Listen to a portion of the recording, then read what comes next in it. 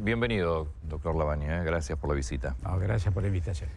Yo estaba, mientras pasaba el informe, estaba viendo, estas creo que fueron las propuestas que usted dio hace algunos días. Yo siempre me quejo de que es una campaña sin propuestas y que además cuando se dan propuestas no me explican cómo se pueden lograr. Entre otras, por ejemplo, ¿qué hay que hacer para reactivar la Argentina hoy? ¿Y cómo se lo logra? O sea, más allá de las intenciones. Sí, claro. Porque ese es el tema central, ¿no? Todos los temas pueden ser muy importantes, educación, salud y demás, pero allí donde la economía no funciona es muy difícil resolver el resto de los temas. A ver, primero que nada hay que entender dónde estamos. Estamos en una situación de 2 años de recesión abierta, sí. Pero esos 2 años están insertos en 8 años de estancamiento económico, absoluto. 4 del gobierno anterior, 4 de este gobierno. ¿Estancamiento no es recesión? No, es cero, es cero. Es cero, que después cuando uno le descuenta el aumento de la población, termina también, no generó empleo tampoco. También termina siendo negativo, termina siendo 9% negativo en los 8 años. Por supuesto, distribuido de manera desigual, los trabajadores pagan mucho más el costo de esta situación que los sectores financieros. Entonces, hay capital instalado por todos lados. Hemos recorrido infinidad de fábricas, lonas, nylons, por todos lados, tapando las máquinas. Hay 7 millones de argentinos que deberían estar en un trabajo distinto al que están, o tener trabajo, porque algunos directamente no lo tienen. Y hay capital, sale todos los meses 1.500 millones de dólares, que es capital argentino, que va a buscar rentabilidad y seguridad a otro lado. Entonces están las 3 cosas que en economía hacen falta para crecer. ¿Por dónde se empieza? Por ponerle dinero en el bolsillo a la gente para que se mueva el consumo. En los últimos meses, a raíz de este periodo de recesión, los ingresos de los jubilados y de los trabajadores han caído entre el 16 y el 20%.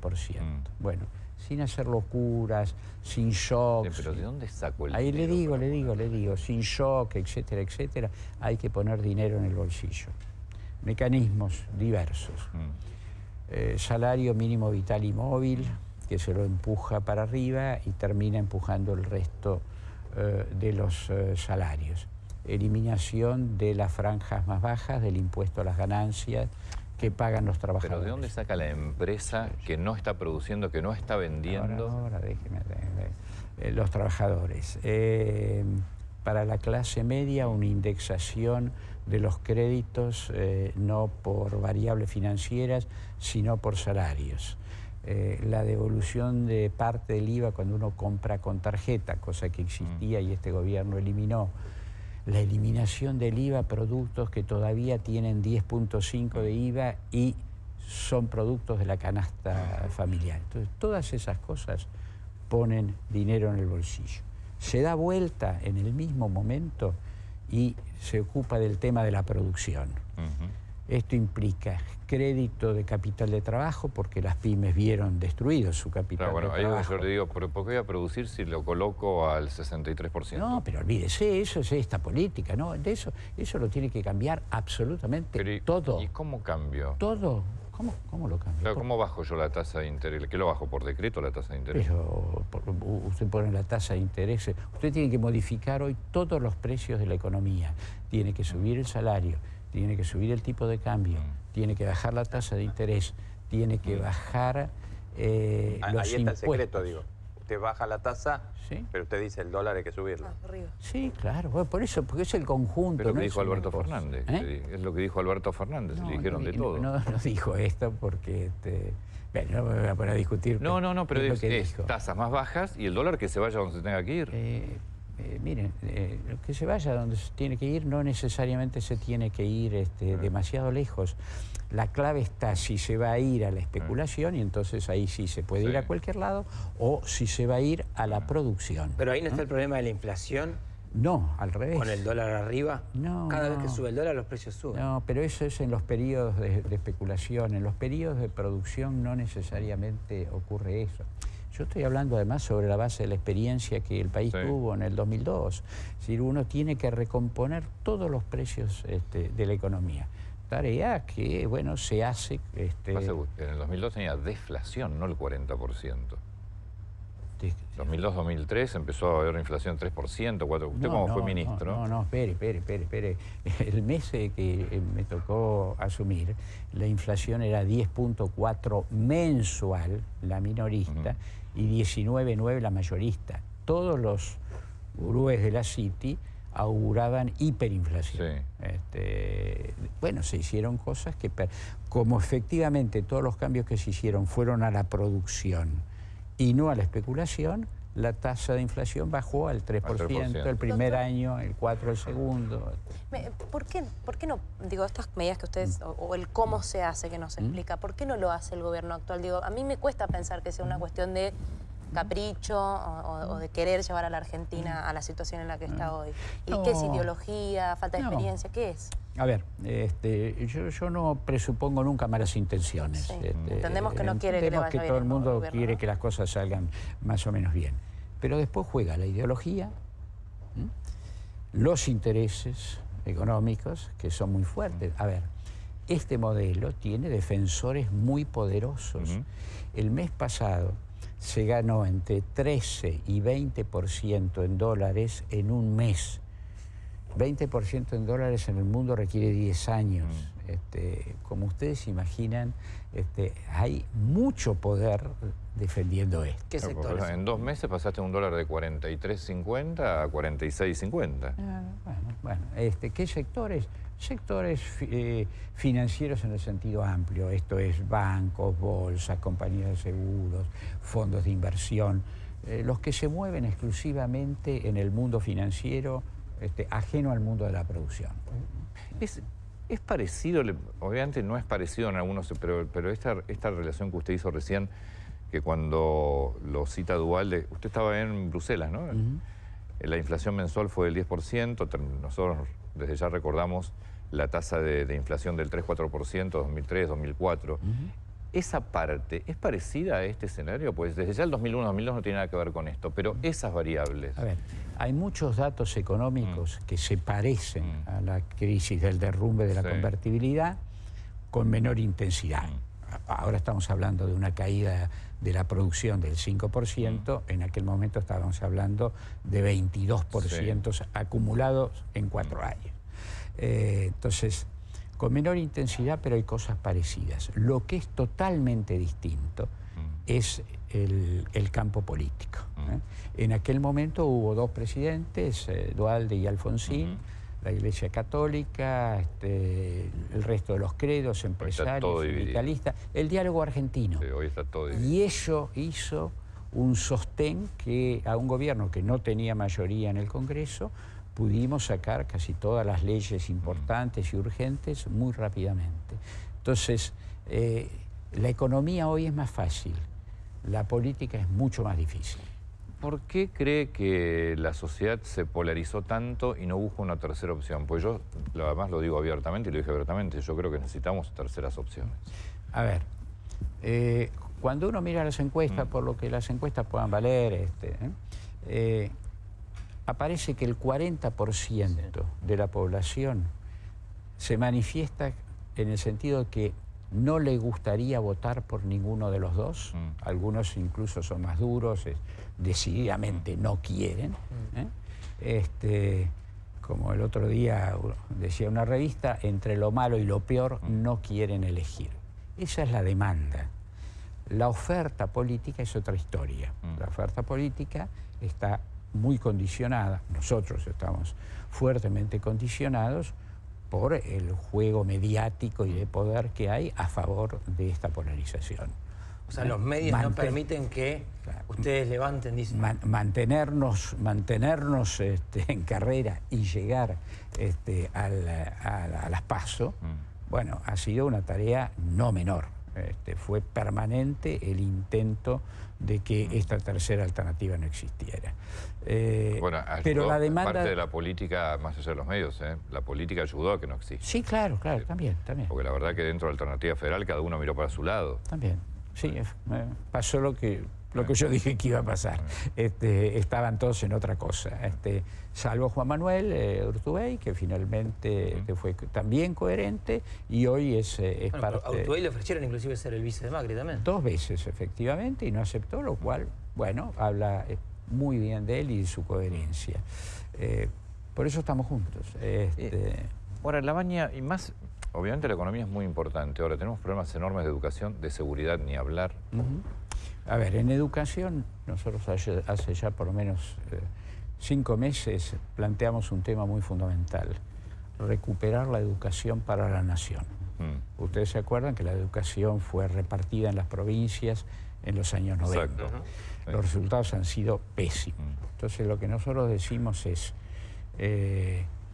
contenidos educativos, formas de designación de los docentes, pruebas de eficiencia de los docentes, prueba de eficiencia de la enseñanza con los alumnos y demás, todo eso... O sea, un Ministerio de Educación... La nación. Que sea... Pero eso no es en Buenos Aires un mandón que decide qué. Digo, hay un Consejo Federal de Educación. Lo que es cierto es que Macri también quiso hacerlo, lo de las pruebas, por ejemplo, y vivió de paro en paro. Bueno, hay que hacerlo. Vamos a ver. A ver, es muy distinto cuando usted trata de razonar y de invitar a la gente a cuando usted se pone a mandonear. Y el gobierno de Macri ha tenido la característica de mandonear. Digo, llegó al extremo de querer nombrar jueces de la Corte por decreto. Todo lo que yo estoy hablando está bajo la cobertura de volver a crear un gobierno de unión nacional. Sin eso creo que va a ser extremadamente posible salir de una situación que es bastante crítica. Es muy complicada la situación de la Argentina porque uno también escucha al gobierno decir, bueno, estos 4 años sí fueron difíciles, pero lo que viene va a ser más fácil. Sí, pero a ver, eso es como los brotes verdes, como la lluvia de inversión, como el próximo ¿qué es lo que viene? semestre. Porque yo digo, más allá de las elecciones, ¿cuál a es la partir de credibilidad? diciembre alguien va a tener que gobernar algo. Va a ser muy complejo si no hay un gobierno de unión nacional.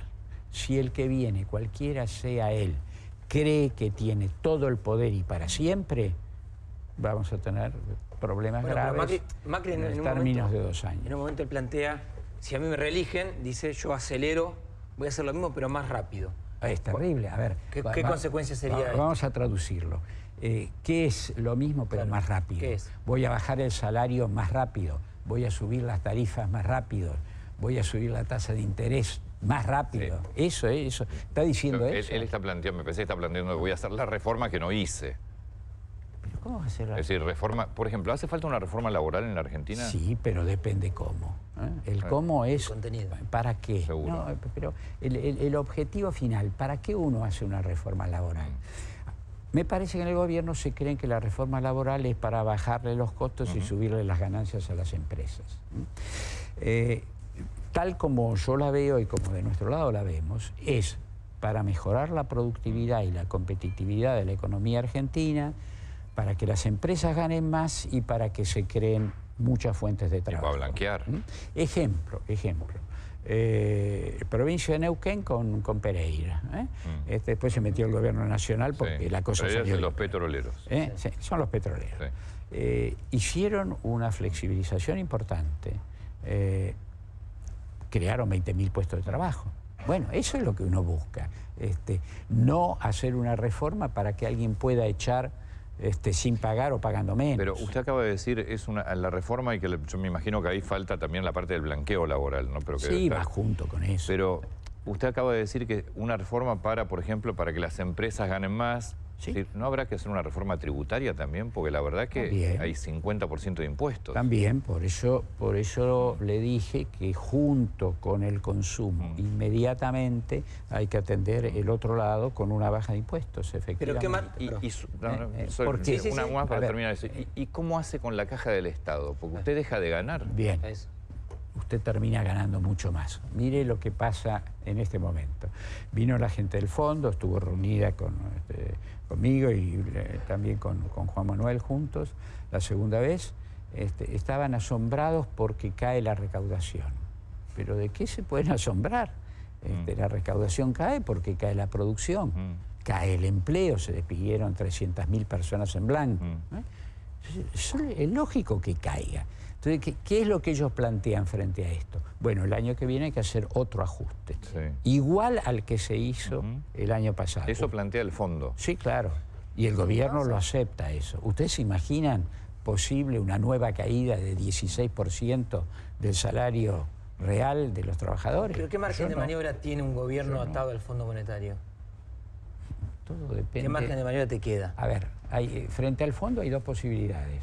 La de decir siempre sí, o la de negociar duramente, como se hizo en su momento en el 2002.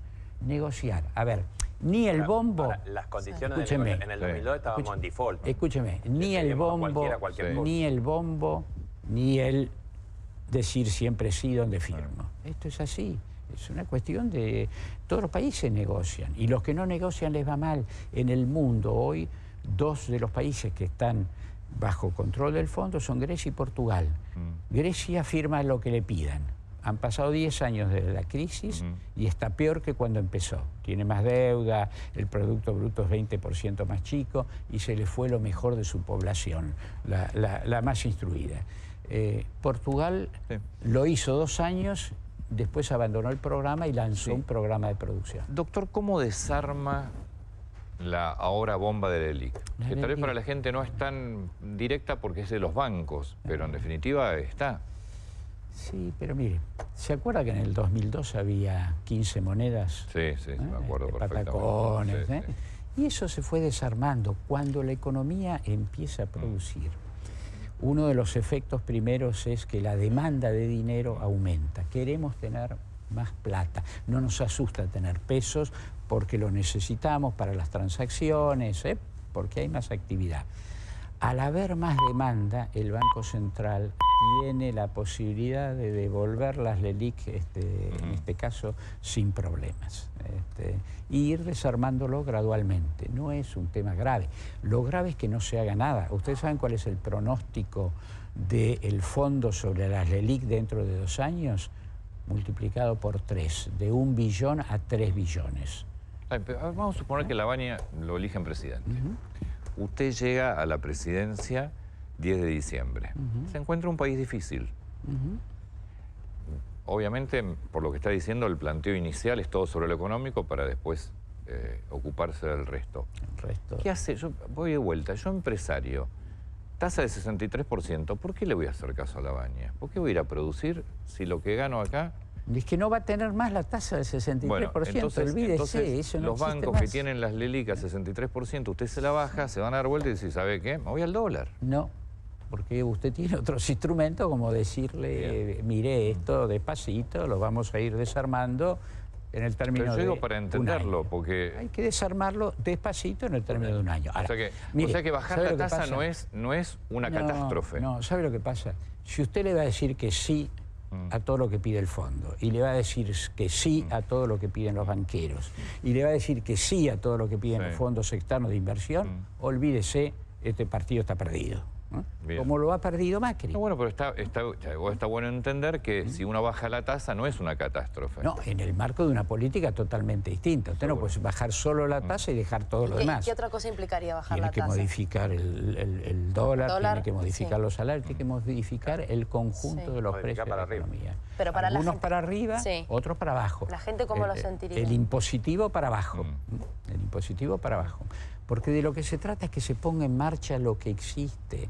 ¿Usted sabe lo que es ir a una fábrica y encontrar las últimas 2 que nosotros vimos? Una de inyectora de plásticos, 6 enormes máquinas, 2 funcionando, 4 paradas. Otra, un sector textil, 220 puestos de trabajo, 90 personas trabajando. Hay una cosa que yo no termino de... Estoy absolutamente de acuerdo con lo que dice usted. Ahora, en la memoria genética dolarizada de la Argentina, usted suelta el dólar. Claro. Por más que se haga el macho que se haga con las empresas, ¿cómo me dice que eso no va a ir a inflación? Porque ese es el problema central. Bueno, alguna vez no fue. Yo creo que si a este gobierno no se le fuera inflación, se dejaría que el dólar fuera más para arriba. En el 2002 no fue. por ejemplo. Pero ahora, Pero usted en el 2002 no pagaba deuda, Labaña. Sí, Estábamos en default. no, a Usted ver. tenía una ley que prohibía a No, las y había empresas despedir. 50% de pobreza, digo, no había un solo peso en la calle, No había un había el peso en la dólar. calle. ¿y directamente. las tarifas estaban dolarizadas? No, se habían congelado. Y habían ahora no están congelado. dolarizadas las tarifas. Ahora hay que ¿Y desdolarizar. entonces qué hay que hacer con las tarifas? Hay que De entrada. desdolarizarlas, qué duda cabe. Eso lo dijo también Alberto Fernández. Perdón, Eso hoy es obvio. este gobierno, aunque sea por populismo, pero suspendió incluso la suba de tarifas. Sí, pero suspendió Sí, hasta pero diciembre. hasta diciembre. Hasta diciembre. Unos días, claro, nada sí. más. Sí, eso es Pues digo, no, por eso dije por Terminaron populismo, las por elecciones. la campaña. No, eso es engañoso totalmente. No, a ver, esto no es para parches, esto es para un planteo integralmente distinto. ¿Y los sindicatos?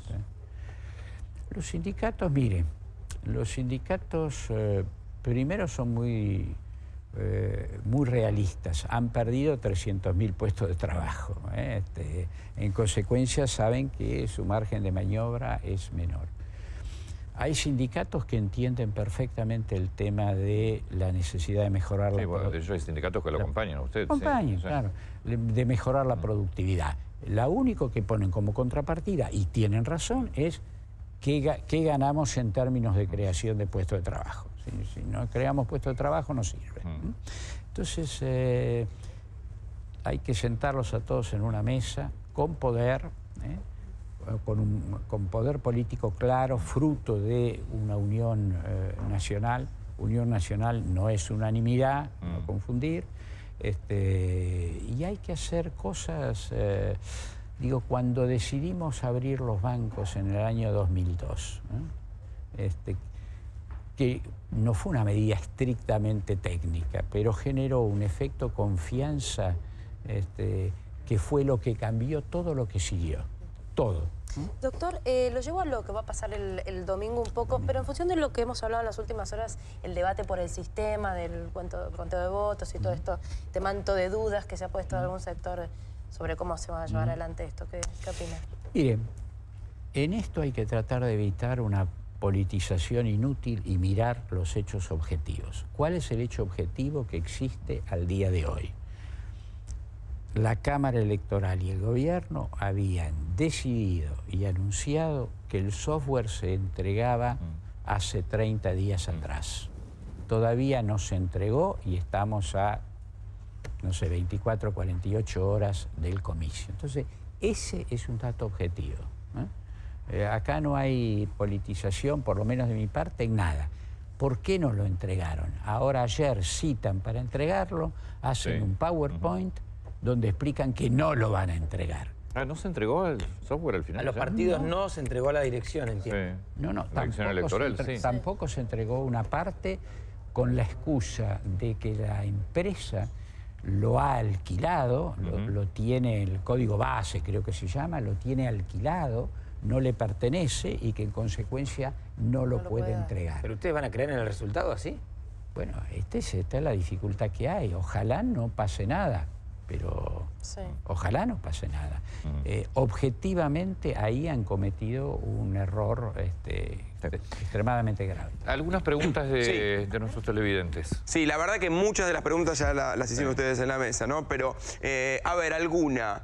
Tema de reforma previsional, algo habían hablado del tema de reformas. Tema de salud. ¿A quién apoyarían en una segunda vuelta en caso de que no esté usted en la segunda vuelta? Seguramente aspira a estar en ese lugar. Yo daba a esto una respuesta complicada. Y la verdad que Juan Manuel fue muy práctico. Un día dijo, imagínense la selección saliendo para jugar el Mundial o la Copa América, lo que sea, en Ezeiza, y alguien que le pregunta, y cuando pierdan, ¿qué van a hacer? Obviamente no hay respuesta a eso. Claro. Así que... Seguramente. Bueno, ¿qué va a hacer con impuesto a las ganancias? Algo habían comentado también. Por eso hay muchas preguntas. El de los trabajadores. No, ahora buscate otra. Yo una pregunta que no tiene que ver con economía, pero si usted quiere ser presidente va a tener que tocar todos los temas. ¿Qué va a pasar? A ver, Alberto Fernández dijo, por ejemplo, que hay muchos juicios que hay que revisarlos. ¿Qué va a pasar con el tema juicios que se están dando por las causas de corrupción del gobierno anterior? Mire, yo dije ya hace muchos meses lo siguiente. Como presidente uno tiene que ocuparse de la justicia en todo. Sistema de la justicia, la designación de jueces y demás.